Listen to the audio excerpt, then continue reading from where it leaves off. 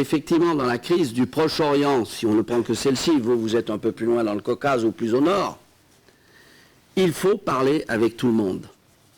Et on sait très bien que pour ce qui est de la Syrie, pour prendre un exemple d'actualité, la solution n'est pas à Washington et à Paris en bilatéral, voire à Londres de surplus. La solution est à Moscou et à Téhéran. Cela me paraît incontournable.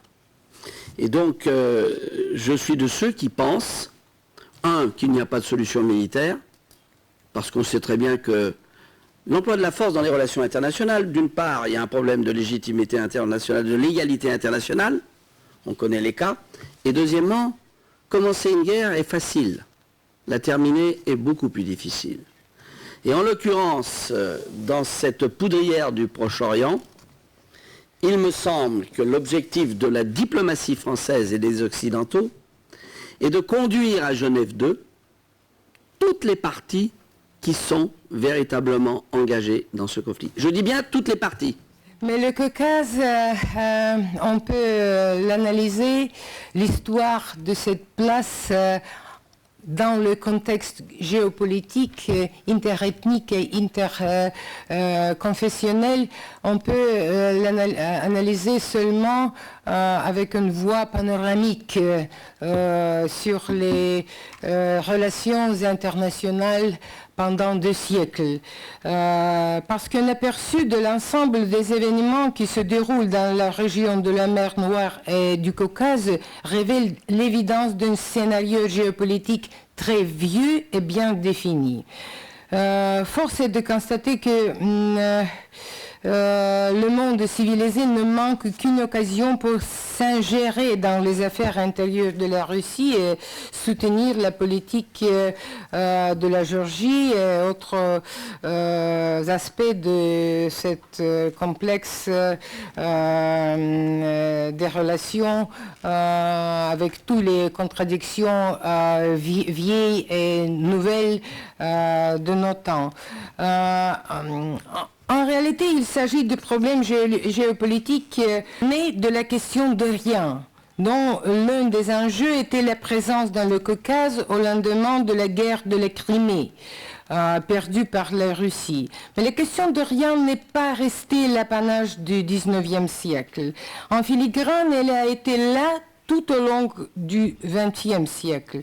Au début des années 90, la Russie a abandonné sans combat les positions qu'elle avait vaillamment défendues pendant le siège de Sébastopol, et ce, alors que la politique menée naguère par la coalition turco-franco-britannique pendant la guerre de Crimée contre la Russie trouve son prolongement aujourd'hui avec une énergie nouvelle dans une sorte de continuité historique.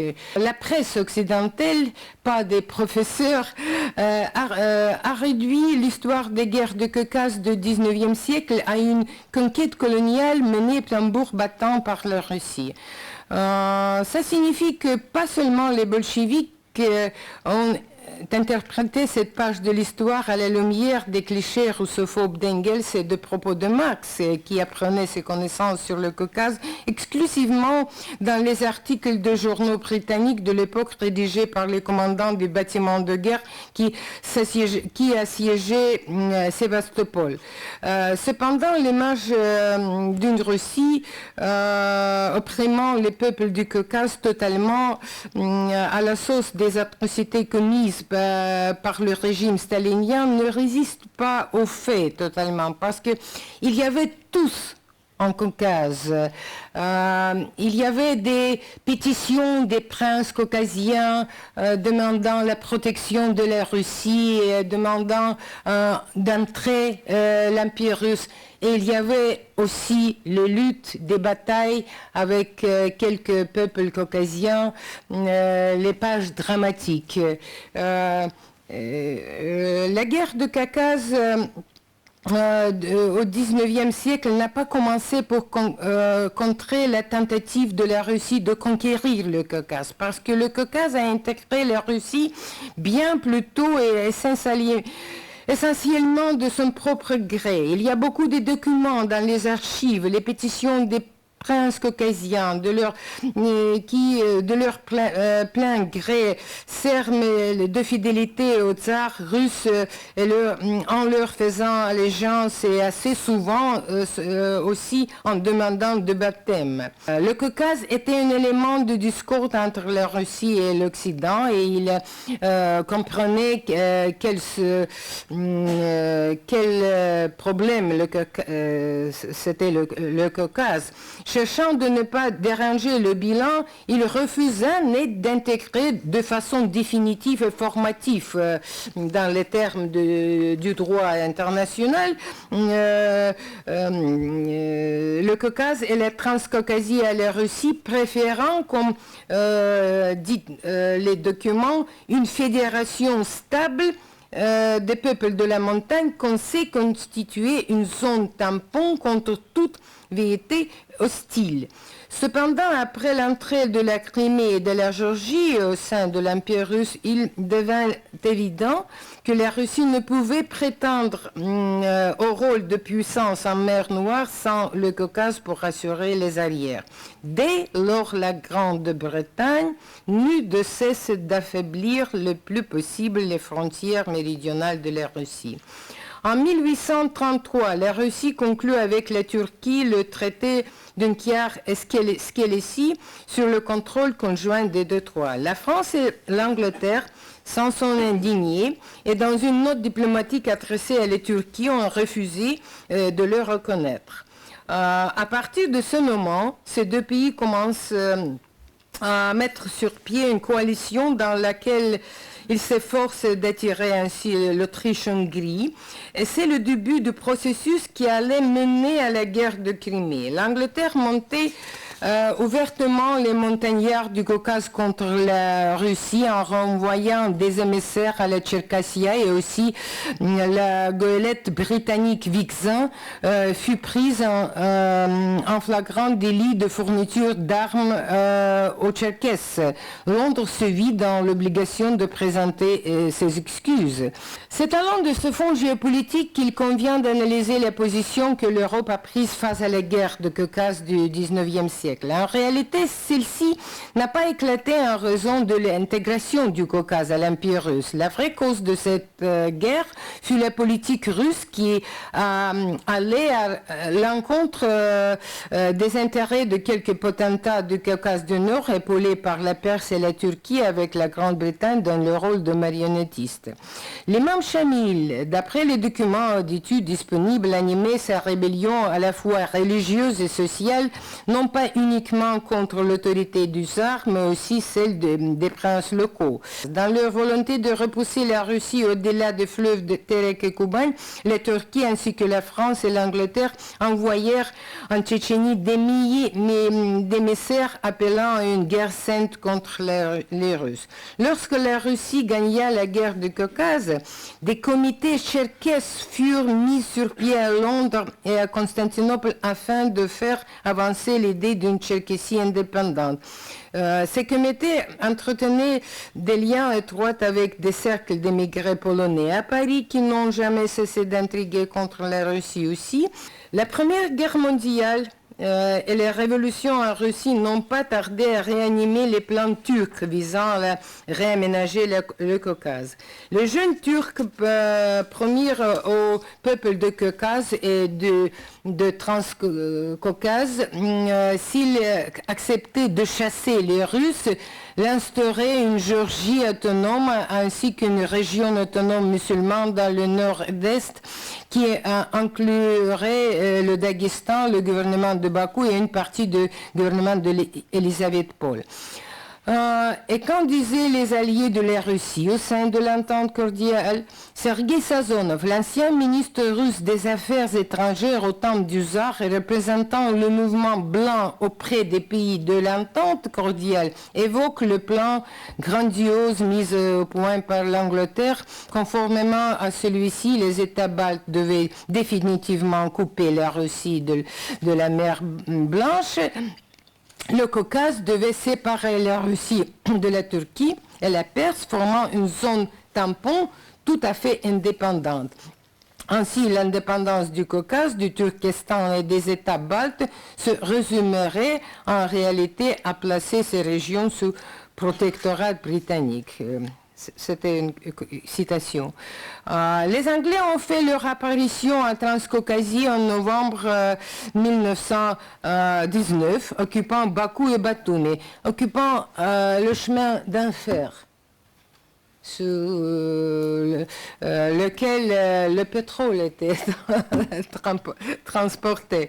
Lorsque, dans sa naïveté, le colonel Rawlinson de la mission militaire britannique appela les peuples montagnards à se soumettre à l'armée blanche de Dinikin au nom des intérêts de l'entente cordiale. Le gouvernement britannique déclara immédiatement dans la presse, dans un document officiel, que ces propos n'engageaient en rien le gouvernement de Sa Majesté.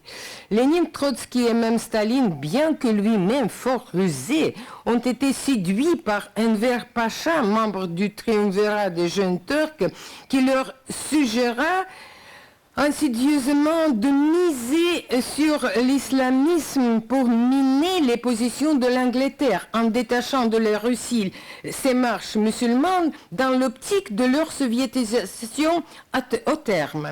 Mais cependant, à la même époque, un agent des forces navales russes opérant en Turquie rapportait que Enver Pacha avait promis au consul britannique à Kashgar de l'aider à renforcer les positions de la Grande-Bretagne. La déstabilisation du Caucase et de la Transcaucasie vise à évincer la Russie de cette région primordiale dans le monde d'aujourd'hui.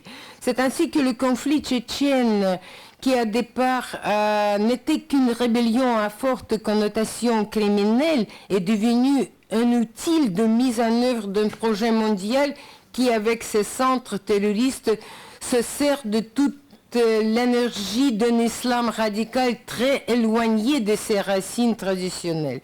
En Asie centrale, dans le Caucase et au Kosovo aussi, les opérations clandestines ont été initiées par les militaires pakistanais et les services secrets du Pakistan.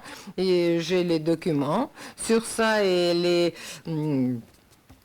mots de M. Joseph Bodansky, directeur du groupe de travail du Congrès américain sur le terrorisme, qui affirme que le conflit tchétchène, en tant qu'outil d'un réseau terroriste international, a été conçu à Mogadiscio en 1996.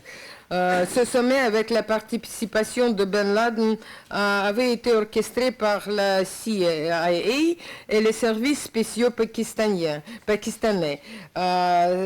Ces services pakistanais ont joué un rôle crucial par leur soutien aux bandes dirigées par Shamil Bassaev et Al-Khattab, ressortissants saoudiens. Par la résistance à un nouveau partage du monde et aux velléités radicales des stratégies islamistes dans le Caucase et en Syrie, la Russie ne protège pas seulement la Russie même, mais l'Europe aussi. Avec ce rappel historique, vous avez réussi à relier effectivement les événements du passé que nous connaissons, et vous avez montré comment le Caucase est un point névralgique dans une lutte géopolitique entre la Russie et l'Occident, et vous avez également relié les événements de l'actualité au Caucase avec les événements du passé très récent, notamment en Afghanistan. Merci beaucoup. Et d'ailleurs, comme vous l'avez dit, non seulement votre texte, mais tous les textes vont être publiés dans, je crois, un numéro spécial du journal de l'Académie de géopolitique de Paris, le journal géostratégique. En Russie, depuis la conquête par l'Empire jusqu'à ce jour, une première constante fondamentale pour asseoir le contrôle sur cette région où une multitude de peuples différents sont imbriqués a toujours été de diviser pour régner. La superposition des situations administratives particulières, issues de l'histoire ancienne, puis décidées après la Première mondiale et notamment au traité de Sèvres et de Kars, et enfin des décisions soviétiques, notamment sur le Haut-Karabakh, a créé autant de bombes à retardement dans la région, donnant à Moscou de nombreux leviers pour contrôler la situation. Ce souci de diviser est constant. L'exemple de l'Abkhazie le montre de manière saisissante. Ainsi, en 1920, Moscou rattache l'Abkhazie à la Géorgie, mais sous forme d'une république autonome, alors que les Abkhazes sont en fait minoritaires, mais se voient néanmoins attribuer la majorité au Parlement. Dans les années 90, Moscou construit un gigantesque barrage sur la rivière Ingouri, entre la Géorgie et l'Abkhazie, mais avec le barrage et la retenue d'eau en territoire géorgien et les turbines loin en territoire abkhaze. Enfin, aujourd'hui, Moscou soutient la fiction de l'indépendance de l'Abkhazie. Une deuxième constante est la conviction psychologique profondément ancrée chez de nombreux Russes que la Russie est un peu toujours chez elle au Sud-Caucase. Bien souvent, la région est considérée plus comme un ensemble, la Transcaucasie traditionnelle des années 30, où la Russie doit être présente en Géorgie comme en Arménie et aussi en Azerbaïdjan, mais pas tout à fait comme trois pays vraiment indépendants. Aux États-Unis, l'approche de la région caucasienne par de nombreux collègues m'a paru encore très marquée par les réflexes acquis à l'égard de l'URSS durant la guerre froide. C'est pourquoi une première constante me paraît aussi être d'ordre psychologique, un facteur profondément ancré dans les consciences. La certitude, quand on est américain, d'incarner le bien, alors que la Russie serait le mal. Cette inclination des États-Unis les a entraînés à plusieurs erreurs d'appréciation au Sud-Caucase. Cette vision binaire de la Russie ne leur a pas permis de comprendre la complexité et l'ambivalence des relations des pays nouvellement indépendants avec la Russie. C'est la ligne stratégique adoptée par Washington visant à affaiblir partout où c'était possible l'influence établie de la Russie sur les pays de la région, en une sorte de réédition, un nouveau rollback. En Azerbaïdjan, cette politique s'est appuyée sur le désir de Bakou d'isoler l'Arménie, afin de s'affranchir des voies d'évacuation du pétrole par la Russie, en soutenant la construction de nouvelles infrastructures stratégiques d'évacuation du brut et du gaz, contournant l'Arménie et la Russie par la Géorgie, pour aboutir en Turquie, allié stratégique des États-Unis. Les États-Unis ont fait de la Géorgie leur tête de pont pour s'implanter dans la région. Ils ont apporté à ce pays un soutien massif dans tous les domaines, économique, politique, avec la visite remarquée du président Bush, militaire, avec la modernisation, l'équipement et l'entraînement aux standards OTAN de l'armée, la création d'un bataillon géorgien intégré aux forces de l'IFAS en Afghanistan, de nombreux conseillers militaires et même un projet de présence américaine à long terme, comme celui d'un mouillage permanent de bâtiments de guerre en mer Noire, près de Poti. Enfin, les États-Unis ont tout fait pour que l'OTAN accorde le statut de membre de plein droit à la Géorgie. Il y a eu, là aussi, pour moi, erreur d'appréciation. Je me souviens à cet égard d'une visite du secrétaire d'État adjoint Daniel Fried, venu à Paris peu avant le sommet de l'OTAN de Bucarest en 2008, pour lever les réticences françaises, en rappelant le précédent de l'adhésion des républiques baltes, finalement acceptée par Moscou. Parler du Caucase sans pas immédiatement évoquer la Russie est absolument un non-sens. La Russie est mêlée au Caucase depuis le début du XIXe siècle. Et la fin du XVIIIe, il suffit de citer Pouchkine, la fille du capitaine Lermontov, un héros de notre temps, et l'attestation d'Alexandre Dumas, qui, en dehors de s'occuper de D'Artagnan, a fait un voyage dans le Caucase et qui parle de l'influence russe. Les guerres du Caucase ont été illustrées au XIXe siècle par Chamil, et je voudrais m'arrêter un instant sur ce personnage pour dire que fait prisonnier par les Russes d'Alexandre II, les Russes ont eu la suprême intelligence de l'attirer à la cour à Saint-Pétersbourg. Et finalement, il s'est rallié. La chute de l'URSS pouvait provoquer une réislamisation du Caucase. De toute façon, cette chute a entraîné un effondrement des valeurs idéologiques. Par ailleurs, la corruption s'est absolument déchaînée.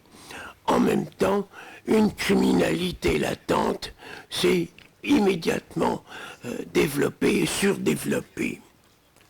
Il y a une stratification des ethnies qui peuvent préfigurer la réislamisation, mais qui prévient toute réelle solidarité religieuse pan-islamique.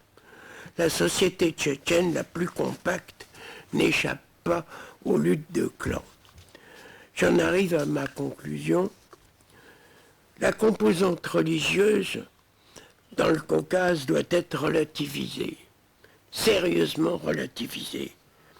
Elle est utilisée lorsqu'elle existe dans des buts politiques.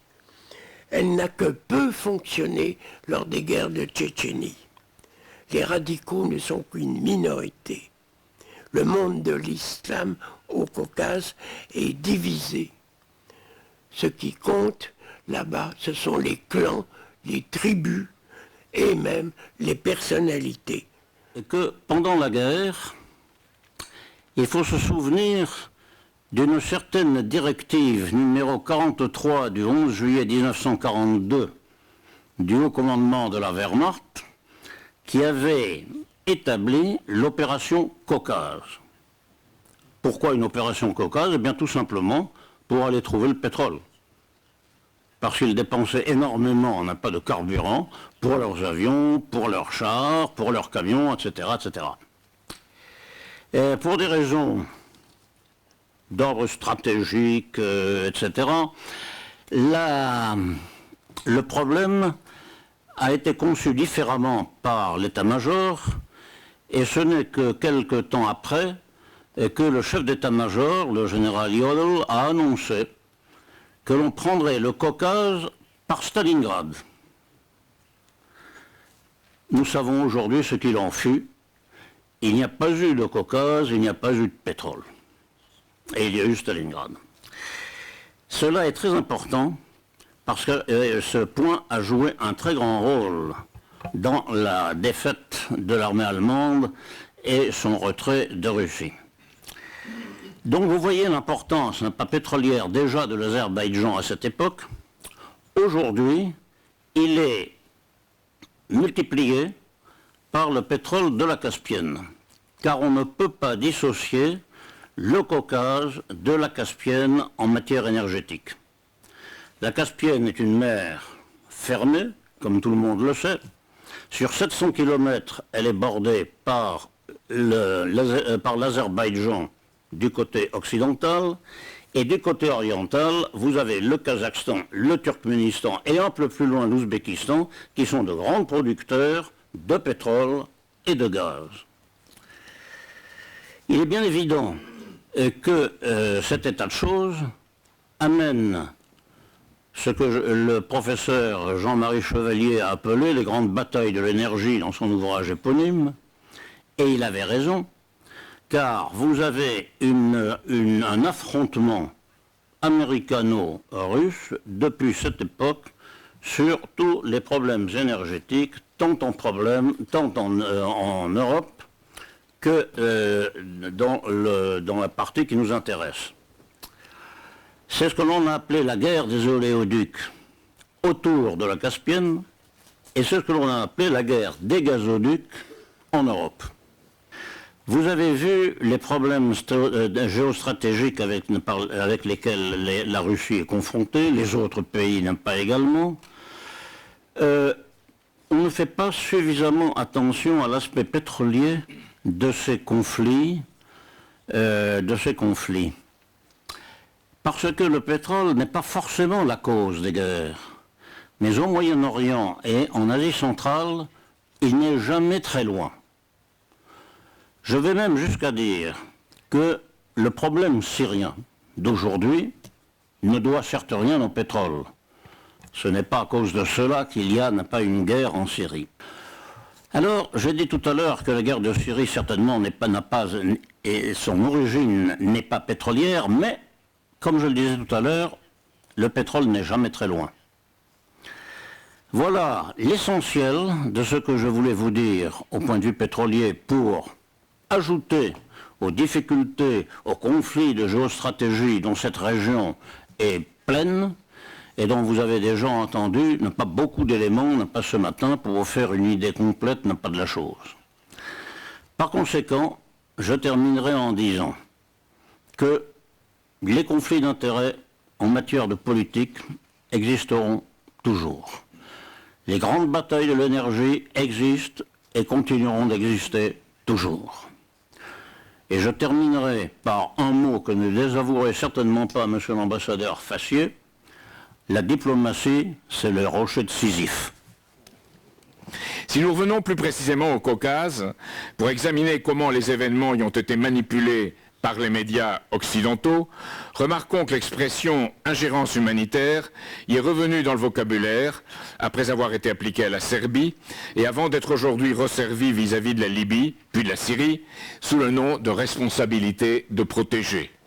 Ajoutons que les images de bombardement de Grozny par l'aviation russe, pour aussi déplorables qu'ils aient été, ont correspondu à l'avènement d'Internet.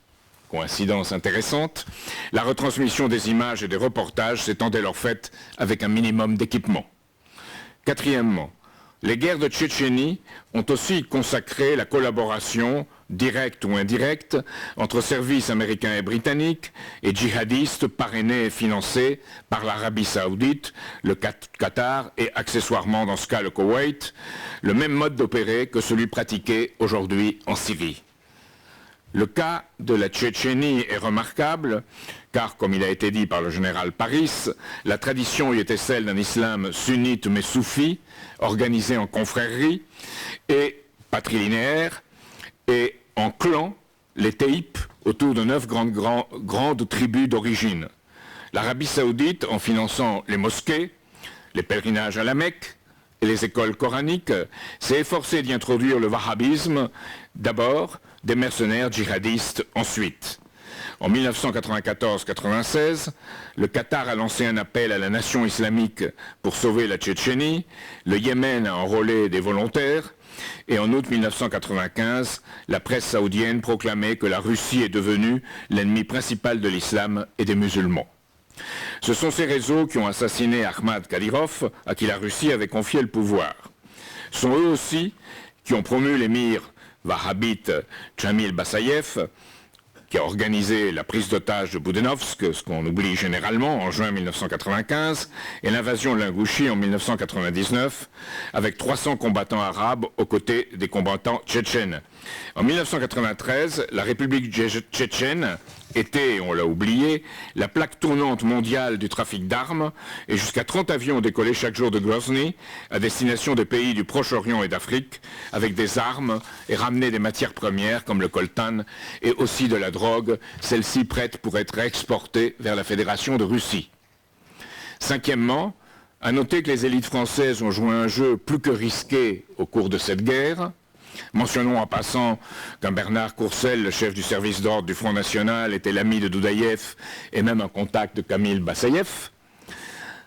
Plus important, et bien plus important, est le fait qu'en 1990, nous ayons reçu quasi officiellement le ministre des Affaires étrangères tchétchène d'alors, Ilyas Akhmadov, qui était lui-même un ami personnel de Jamil Bassayev. Lionel Jospin, connaissant alors aussi peu le dossier tchétchène qu'aujourd'hui le Quai d'Orsay ne veut mesurer la portée du dossier syrien, tenait en 1995, des propos dénonçant les crimes de la Russie, tandis qu'André Glucksmann et Romain Goupil, le 14 mars 2000, traitaient la Russie d'État voyou en lui réservant l'exclusivité de cette appellation.